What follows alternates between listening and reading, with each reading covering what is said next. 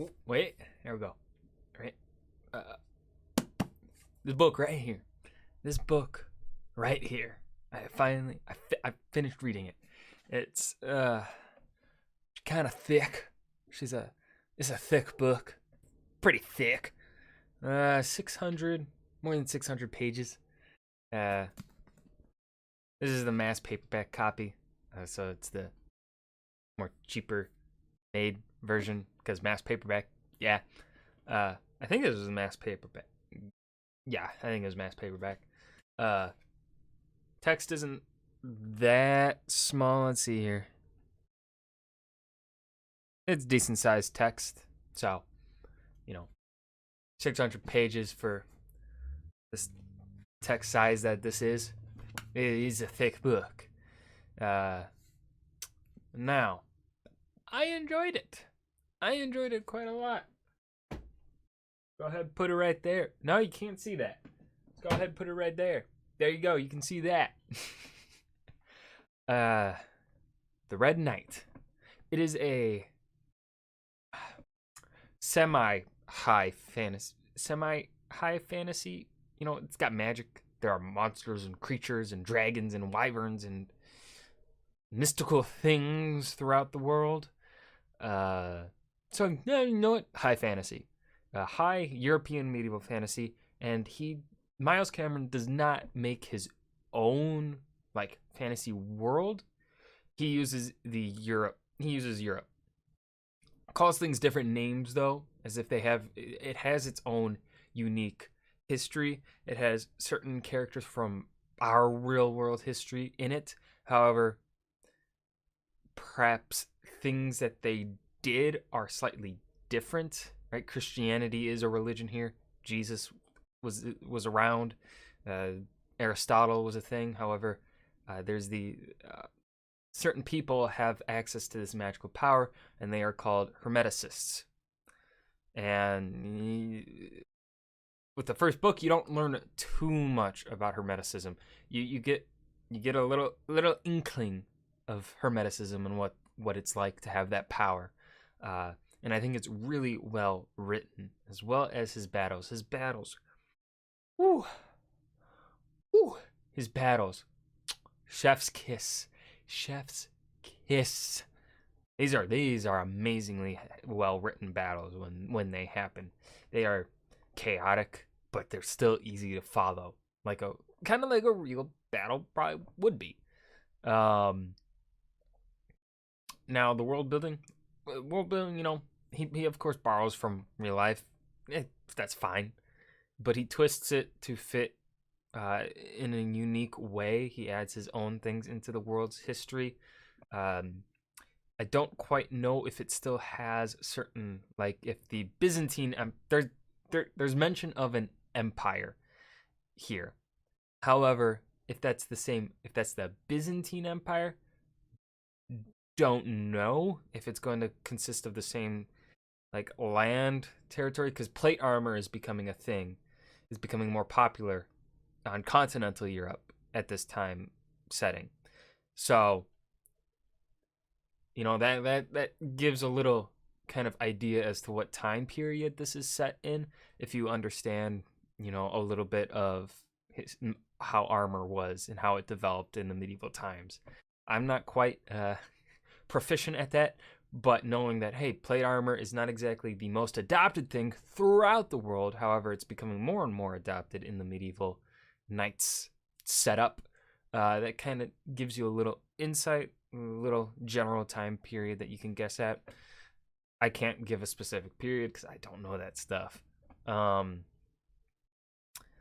But the character work, the characters are pretty good.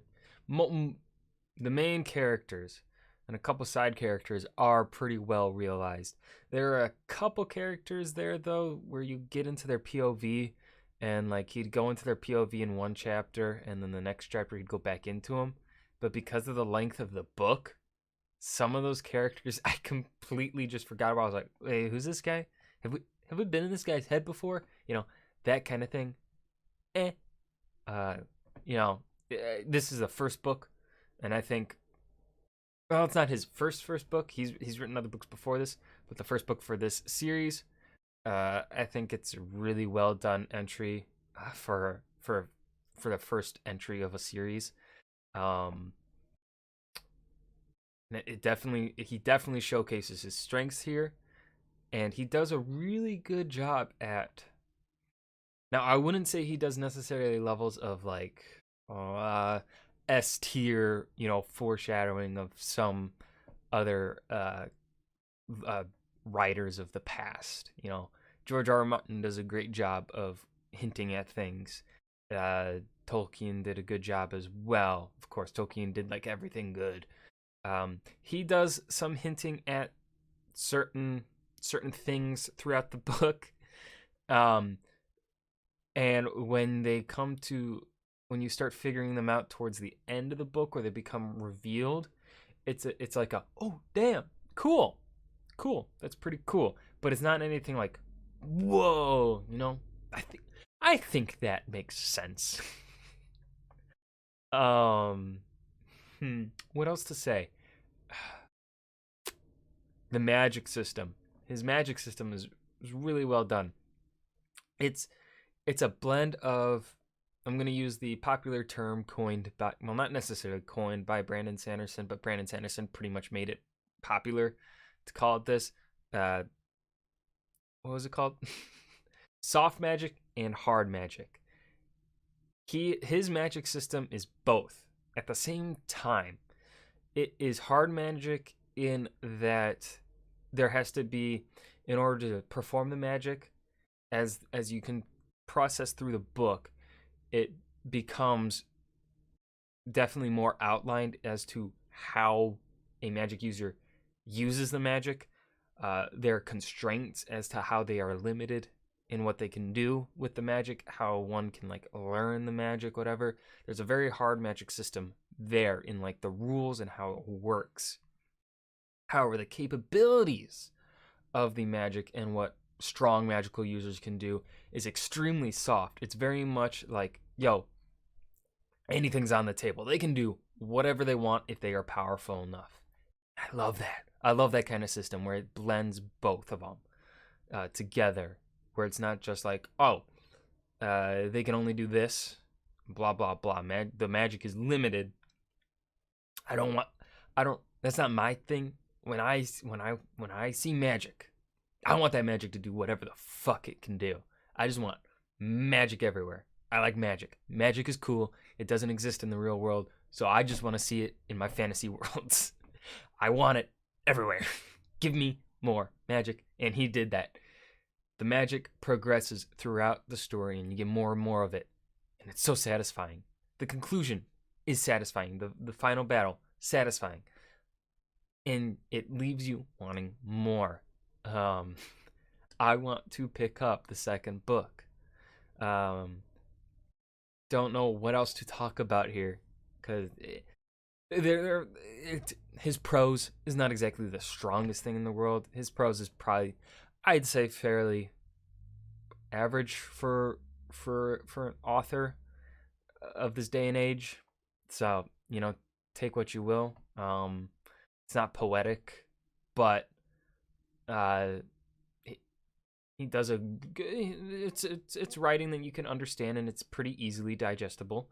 What else?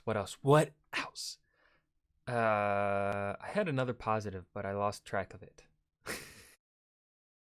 I can't remember what my thought was. I can't remember what that point was. I should have taken notes, but I just like being unscripted.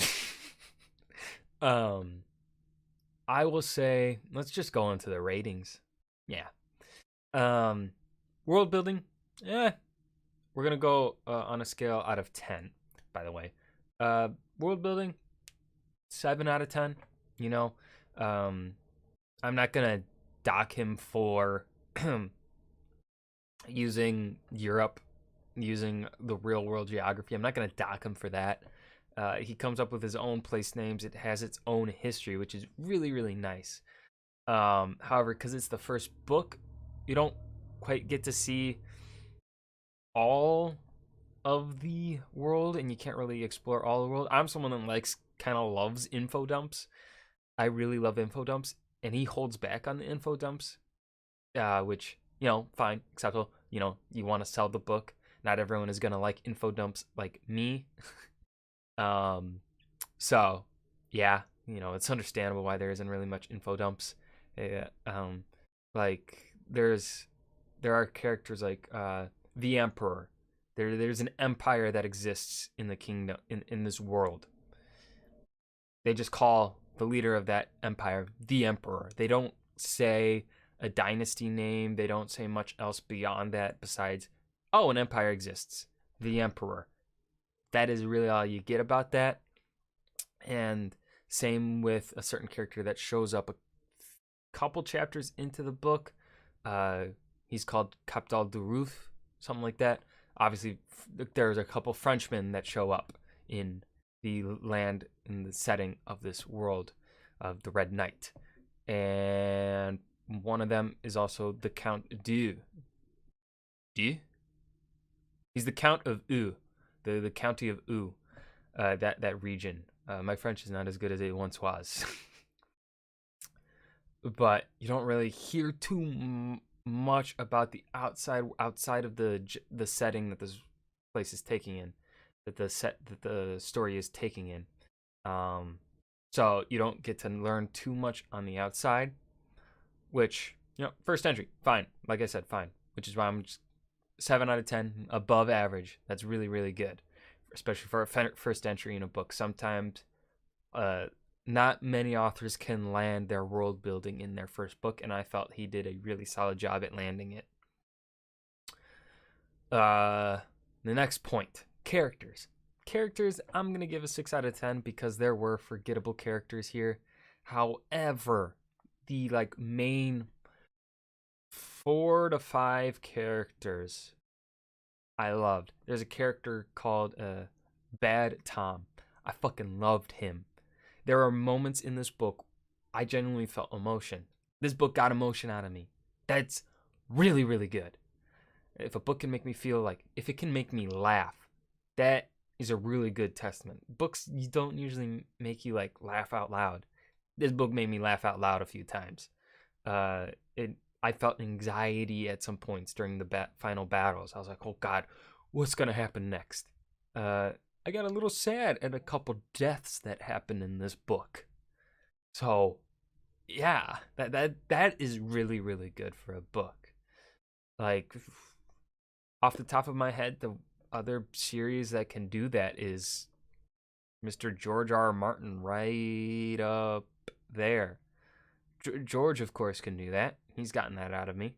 I don't think Tolkien's kind of visible. He's right up there.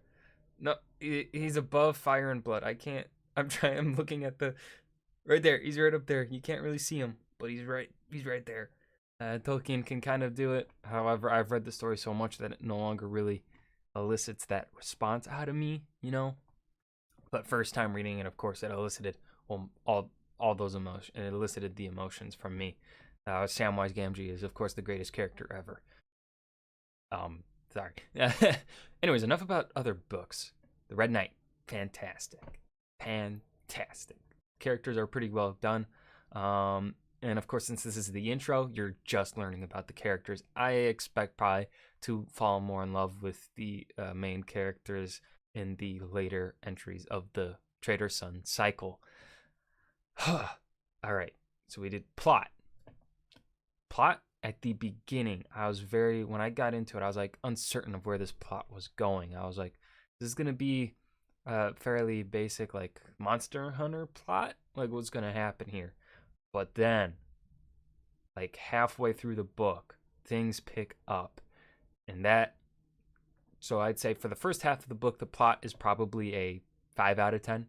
But when it picks up, it skyrockets for me, honestly, to a 10 out of 10 because I was like, oh my God, there are multiple layers here happening. This is a multi-layered story, and it is well done. There are events moving outside of the viewpoint of the characters that you're in. Things start getting revealed, and you're like, holy crap. At least for me. This is a reviews are opinionated because it's how I felt while reading it, of course. So, you know, if you think you have similar interests as me, you're gonna love this book. All right, so we got plot, battles, 10 out of 10. His battle, right? His combat, 10 out of 10. It's straight easy 10 out of 10 writing style. The way he writes combat is fucking amazing. I think that about covers all of those points. Yeah, good enough. I am new to this booktuber world. This is my first entry into the booktubing style. I kind of want to do more of it. I'm a slow reader though, so if I can do one book review a month, I think that'd be a good thing. I think that'd be a good pace for me. But final score is going to be a 9 out of 10. I fucking love the ending. I love those last couple chapters. The book was slow at the start, but when he picked it up and the fighting, the combat was just so well written. Just chef's kiss. He really shows his talent, his skill in the last few chapters of this book. And honestly, for me, if the beginning doesn't need to be perfect. Like, beginnings are tough to do, right? They're just tough. But if you can stick the landing, that for me is what matters most. The ending, the landing. You gotta stick the landing for the journey to matter, for the journey to be worth it. And this certainly did. I look forward. Now, of course, that review could get lowered if he just completely screws up the next 4 books in the Trader Sun cycle. But I don't think that's going to happen. I have high hopes. So, yeah, that was my review of The Red Knight by Miles Cameron. 9 out of 10. Probably more realistically an 8 out of 10 for, if we're going to be as, try to be as, unbiased as possible or unopinionated, but it's a review, so it's opinionated. All reviews are opinionated. That's a review. So 9 out of 10. Yeah, that is my review of the first entry of the Trader Sun cycle by Miles Cameron. I hope you guys enjoyed this review. Let me know if you guys do want me to continue this. I don't think this is going to get a lot of views, so thank you for watching if you did, and I'll see you guys in the next video. Peace.